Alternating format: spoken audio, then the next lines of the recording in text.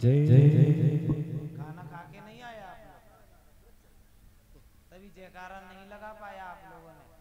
आवाज यहाँ तक तो आई नहीं आप लोगों को। बोलिए बांकी बिहारी लाल की। अब थोड़ी थोड़ी आई और तेज में। बोलिए बांकी बिहारी लाल की। अभी भी नहीं है। बोलिए बांकी बिहारी लाल की जय। तो कहाँ कथा चल रही थी परीक्षित जी?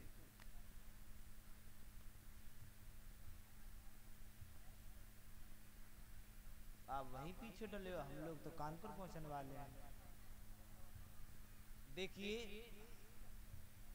नारद जी से पूछा कि हे नारद, और क्या क्या देखा आपने? बोले मैंने ये भी देखा मेरे प्यारे कि एक जैसे में वृंदावन में प्रवेश किया, मैंने ग्रस्त में देख लिया, मैंने विरक्त में देख लिया, इसमें वृंदावन में गया तो कैसा अजरज देखा कि वहां पर एक 16 साल की कन्या, समझना बात को, एक 16 साल की कन्या बैठी हुई है जिसको कुछ देवियां घेरे हुई है, और घेरने के बाद उसके समीप में दो बुजुर्ग लेटे हुए हैं। दो बुजुर्ग लेटे हुए, उन बुजुर्गों को देख करके मेरे मन में अभिलाषा हुई कि 16 साल की कन्या के गोद में सिर रख करके ये दो बुजुर्ग कौन लेटे हैं। तो मेरे मन में अभिलाषा हुई, मैं गया और मैंने जाकर के प्रणाम किया। मैंने जाकर के प्रणाम किया कि मैंने देवी प्रणाम, आप कौन हो? बोले मेरा नाम भक्ति है और ये मेरे दो पुत्र हैं, इनका नाम ज्ञान और वैराग्य है। बोले मतलब? बोले हाँ, मैं तो जवान हूँ लेकिन मेरे बच्चे बूढ़े हो गए। बोले क्यों? बोले ये वृंदावन में आकर के इतनी भक्ति है कि अगर 80 साल का कोई बुढ़ा भी पहुंच जाता है हमारे वृंदावन में तो वो भी 16 साल के लड़के के समान ब्रज की गलियों में ठुमका लगाने लगता है मेरे प्यारे, ठुमका। हाँ, समझ रहे हैं आप? अरे मैया लल्ला, बाद में कर लिया करो जो भी करो, है ना? बात को समझना। मैंने क्या कहा कि 80 साल का बुजुर्ग भी हमारे ब्रज में जाने के बाद ब्रज की गलियों में ठुमका लगाने लगता है मेरे प्यारे। क्या लगाने लगता है? ठुमका। क्यों? क्योंकि वहां पर भक्ति महारानी का वास है। तो बोले हमारा वास है इसीलिए मैं जवान हो गई, लेकिन मेरे बच्चे ज्ञान वैराग वृद्ध हो गए मेरे प्यारे। इतना जैसे ही कहा तो बोले इसके लिए करें तो करें क्या देवी? बोले आप इसके लिए कोई ऐसा उपाय करो कि मेरे बच्चे का जो जर्जर शरीर है, बुढ़ापे का शरीर है, वो जवान हो जाए। बोले मैं कोई उपाय निकालता हूँ। नारद जी गए भाग करके और जाकर के उनके कानों में वेद मंत्र सुनाए, लेकिन वो बच्चे तनिक उठे और फिर गिर गए। पुराण सुनाए, उठे और गिर गए। शास्त्र सुनाए, उठे और गिर गए। चारों वेदों को सुना दिया, उठे और गिर गए। बोले क्या किया जाए? बोले हे परमात्मा, कुछ हमको रास्ता दीजिए। तो तुरंत ही व्योम वाणी हुई, एकदम ही जैसे ही व्योम वाणी हुई कि सत्कर्म सूचक नगा, इनको आप सत्कर्म करा करके आप इनको सुनाइए। इतना जैसे कहा कि होता क्या है? सत्कर्म करो, सत्कर्म करो। होता क्या है सत्कर्म? सत्कर्म जो सत्य का कर्म करे, सुन रहे हैं ना? जो सत्य का कर्म करे, एक होता है बुरा कर्म, एक होता है अच्छा कर्म। अच्छा कर्म यानी सत्कर्म। जो सत्कर्म करे तभी जाकर के मेरे बच्चों का बुढ़ापा दूर होगा। तब जाकर के उन्होंने कहा कि सत्कर्म क्या होता है? सनक सनंदन सनातन सनत कुमार जी बोले आप इनको कथा सुनाइए। कथा का आयोजन हुआ, बहुत अच्छा पंडाल बनाया गया। सनक सनंदन सनातन सनत कुमार जी को चारों लोगों के लिए अलग अलग व्यास गद्दी बनाई गई। चारों लोग विराजमान हुए, कथा प्रारंभ होने लगी। उन्होंने 4 आसन डाले, 3 आसन ज्ञान वैराग्य और भक्ति के लिए, और 1 आसन डाला जाकर के नारद जी के लिए।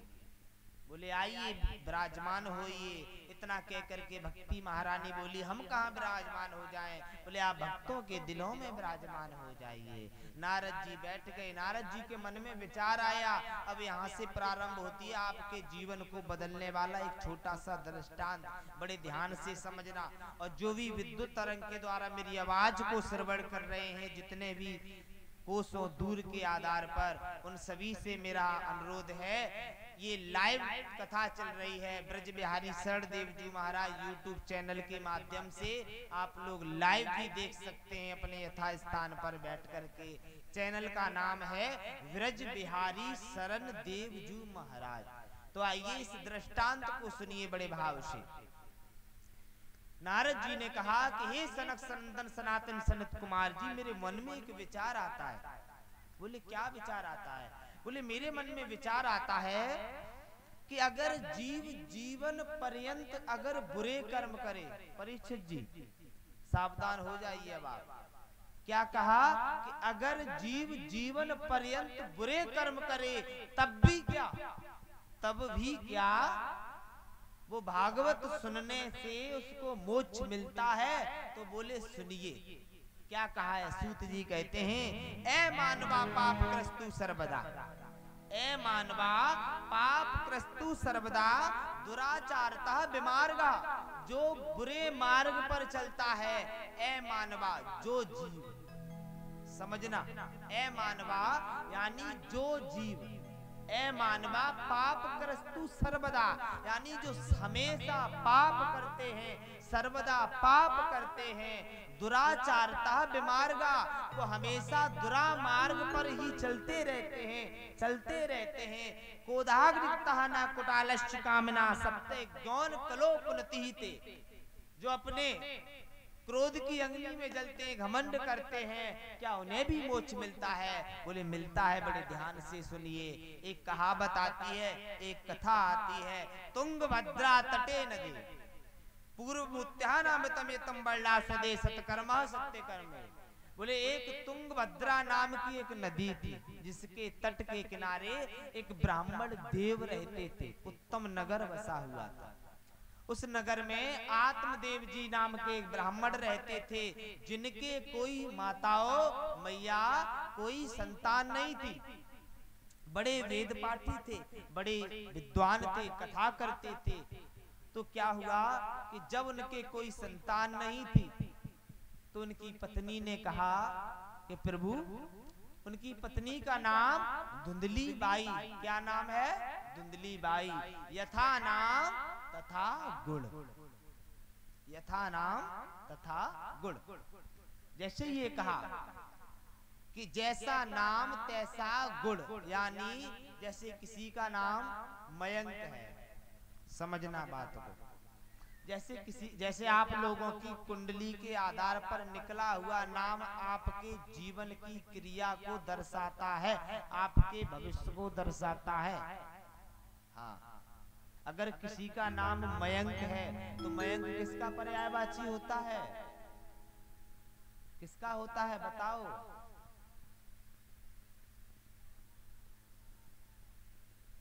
बच्चियां तो कल हाथ उठाया था कि गुरुजी हम भी पढ़ने जाते हैं। आज कहाँ चली गई बेटियां पढ़ने वाली सभी? एक्चुअली वाले कहाँ गए? वो एक्चुअली कर रहे थे हमसे कल। एक्चुअली सर शायद आए नहीं है। हाँ, उनकी एक्चुअली भी देख लेते हम, कैसी एक्चुअली है, कितने अक्षरों की है। तो मयंक चंद्रमा का पर्यायवाची होता है। बड़ा कैसा चंद्रमा होता है? शीतल होता है। कैसा? शीतल होता है। तो उसका शीतलता उस मयंक नाम के इंसान में जरूर पाई जाएगी। वो भी उतना ही शीतल होगा जैसे चंद्रमा होता है। सुन रहे हैं ना? उसी प्रकार से यथा नामम तथा गुणम, जैसा नाम तैसा गुण। कुछ बजा लीजिए। जैसे ही उन्होंने कहा, जैसे ही उन्होंने कहा, क्या देखा, क्या हुआ? अब छोटा सा दृष्टांत सुनना काका, बड़े ध्यान से सुनना इसको। ये दृष्टांत जो है ना, ये यथा नाम तथा गुण, जैसा नाम तैसे गुण पर, क्योंकि जैसा नाम वैसा गुण। सुनिए, एक पंडितानी थी, एक पंडितानी थी, तो वो पंडितानी हमेशा अपोजिट चलती थी। अपोजिट यानी उल्टा चलती थी, उल्टा चलती थी बहुत ज्यादा।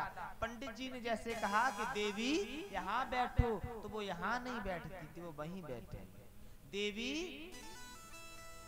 आकर के कुर्सी पर बैठ जाओ, तो देवी धरती पर बैठेंगी।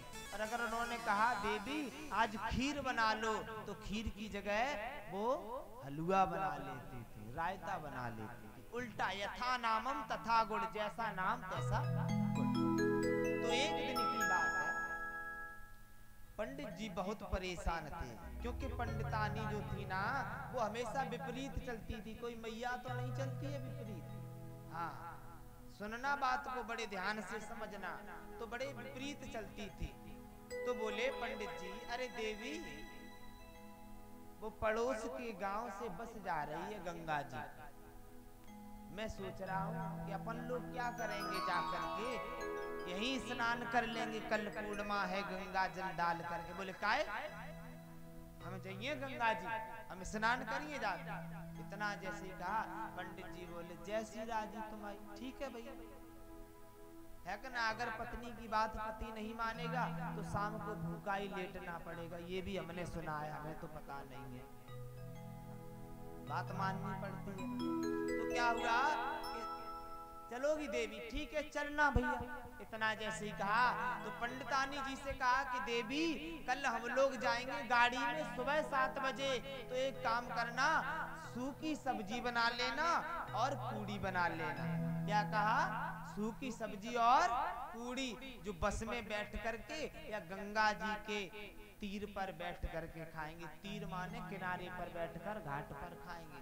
पंडितानी ने गर्दन हिला दी। उन्होंने क्या किया, सुबह होते ही पंडितानी ने सबसे पहले मठा के आलू बनाए, पतली पतली से। कैसी सब्जी बताई थी उन्होंने, सूखी। अब उन्होंने कैसी बनाई, रसीली। पर उन्होंने क्या कहा था, पूड़ी बना लेना। अब उन्होंने क्या बना लिया, रोटी। पंडित जी ने अपना माथा पीटा, बोले भगवान कैसे पिंड छूट जाए, हम 1100 रुपया को प्रसाद बांटे। भैया गंगा जी पहुंच गई पंडितानी, पंडित जी के संगे बगल में हाथ डाल के। तो क्या हुआ मेरी माताओं, कि जैसे ही पंडितानी पहुंची, तो पंडित जी बोले अरे पंडितानी जी, पानी का बहाव तेज है, बाहर ही नहाना, भीतर मत नहाना, और 4 ही 1 2 ही मारना डुबकी, 10 मत मारना। उन्होंने क्या कहा कि भीतर मत नहाना, बाहर नहाना। पंडितानी भीतर पहुंच गई। बोले काहे, उथले में घास बस में हम नहाएंगे, बालू में नहीं नहाएंगे। इतना कह करके पंडितानी भीतर पहुंची। बोले अरे 1 डुबकी क्यों लगाएंगे, हम तो 10 लगाएंगे। जैसे ही 10 डुबकी लगाई, पंडितानी पानी के भाव के साथ गंगा जी की धारा में बहने लगी। अब गोताखोर बह गई पंडितानी, तो एक क्षण में 6 किलोमीटर इतना। अब गोताखोर तुरंत कूदे, और जैसे ही देखने को हुए, पंडित जी हाथ जोड़ के बोले रुको भैया, कहाँ जा रहे हो। बोले एक स्त्री बह गई है, इधर गई है। बोले रुको, इधर नहीं गई है, वो इधर गई है उल्टी। बोले कैसे, वो जीवन पर्यंत उल्टी चली है, क्या पता उल्टी बह गई हो शायद। हाँ, इधर ढूंढो इधर। पंडितानी का गोविंदाय नमो नमः हो गया। तो मेरे प्यारे, कभी पति से उल्टा मत चलना।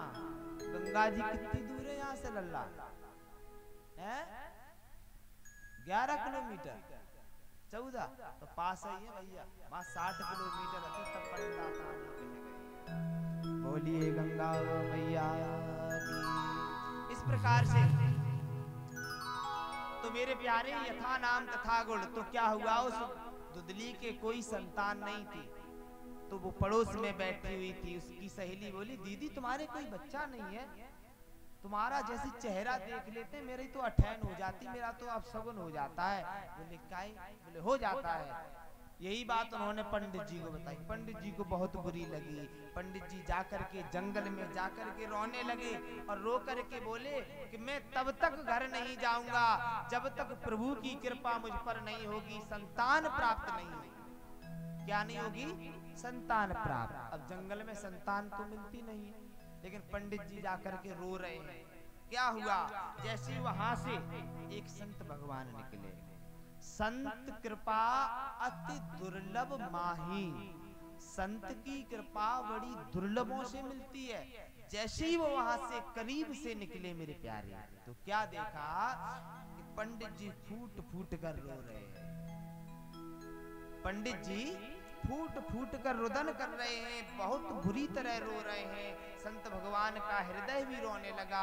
अरे ये क्या बात है? धरातल का भूदेव रो रहा है, धरातल का देव रो रहा है। जा करके तुरंत बोला हाथ जोड़ करके, कथम रोदिसम विप्रम तुम का की चिंता वलीयसी। बोले तुम्हारा क्या कारण है रोने का? हे विप्रवण, कथम रोदिस विप्र कारणम, तुम्हारा रोने का क्या कारण है? बोले मेरा रोने का सिर्फ यही कारण है कि संत भगवान मेरे कोई संतान नहीं है। बोले हे ब्राह्मण देव, संतान का करोगे क्या? बोले मेरे घर में एक लल्ला हो, मेरा वंश चलाए, एक पुत्र हो। बोले अगर पुत्र हुआ भी और अगर वो कपूत निकल गया तो क्या करोगे आप? बोले हम कुछ नहीं जानते, हमें एक संतान चाहिए। उन्होंने जैसे उसके ललाट की तरफ देखा, उसके माथे की तरफ देखा, बोले हे ब्राह्मण देव, तुम्हारे तो 7 जन्मों में बच्चे नहीं है। अरे इतना कह करके उन्होंने जैसे सिर मारा, वदम तुम सत्रम महीयम सुगम दुःखस्य कारणम, मेरे दुख का कारण सिर्फ मेरी संतान है, मुझे संतान चाहिए। इतना कह करके उन्होंने फल लिया। बोले जाओ अपनी पत्नी को खिला देना। पत्नी को देने के लिए जैसे गए, पत्नी को दे दिया। पत्नी ने उस फल को लिया, लेकर के बोली ये क्या फल है? बोले इसको खाने से बच्चा हो जाएगा। तो पड़ोस में जो बैठी हुई थी बहन सहेली बोली, अरे जीजा भी कितने पागल हैं, कहीं कोई फलों से बच्चे होते हैं? एक काम करो, मेरे गर्भ में जो बच्चा पल रहा है मैं उसको दे दूंगी, क्योंकि मेरे पास धन नहीं है, तुम्हारे पास संतान नहीं है, अदला बदली कर लेंगे। इतना कह करके उस फल को गाय को खिला दिया, जो 3 सालों से बच्चे को जन्म नहीं दिया था मेरे प्यारे। देने के बाद समय बीता।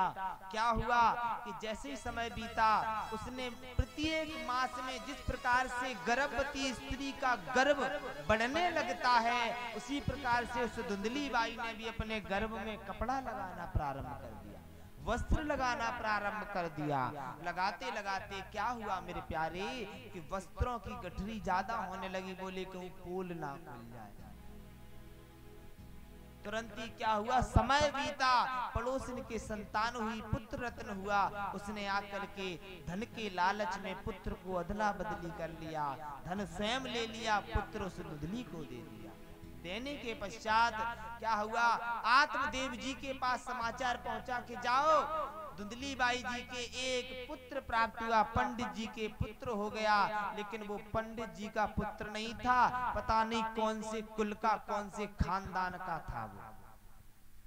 क्या हुआ, जैसे ही वो बच्चा पता चला, बच्चे को लेकर के आत्मदेव जी प्रसन्न से गदगद हो गए। अरे मेरे यहाँ तो बच्चा हो गया, मेरे यहाँ तो बच्चा हो गया।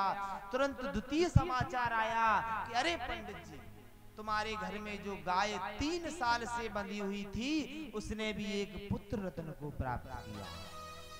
पंडित जी बहुत प्रसन्न के आज कल तक एक नहीं था, आज प्रभु ने 2 दे दिए मेरे प्यारे। कहते ना जब प्रभु कृपा करता है ना, तो पता नहीं कब झोली भर जाए, कब संतानों की संतान प्राप्त हो जाए।